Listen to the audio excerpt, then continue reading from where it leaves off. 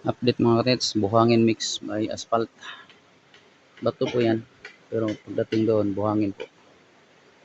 And then, yellow green. Lumilitaw yung kulay na yellow green. Ngunit mas nanaig pa rin yung asphalt, no? Mix kasi. Yan po, yellow green. Buhangin, pinong buhangin mga katits. Napaka-pino. Yan.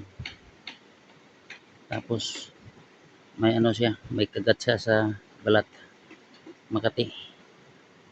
Yan, yellow green. Mixed by asphalt mga katits. Yan o.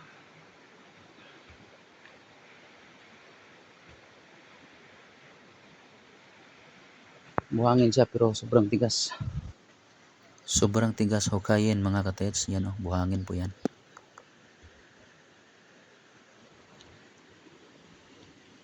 At ang unang nakuha ito.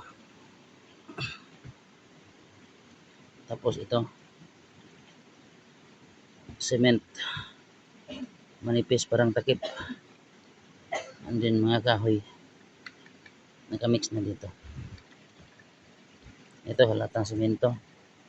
Dito pa, dikit pa. Oh.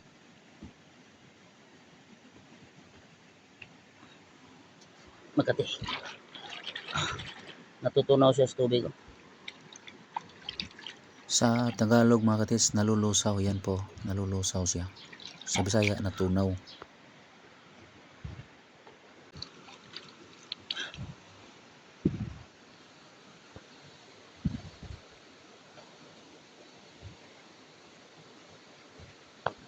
So madami pa sana yung kahoy, kaso nga lang nagka-mix talaga sa mga malalaking tibag, kaya hindi na namin kinuha. At least mayroon ng proof na may mga kahoy.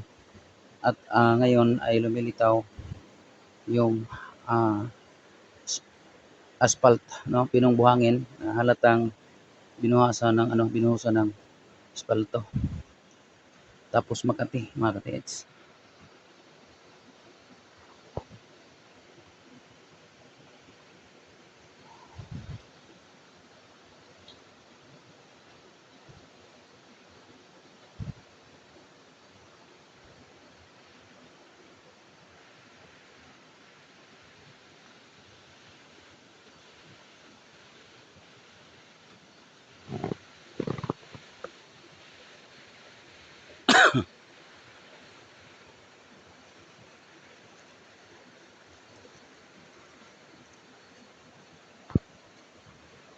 Okay, so hanggang dito na lang muna mga katits.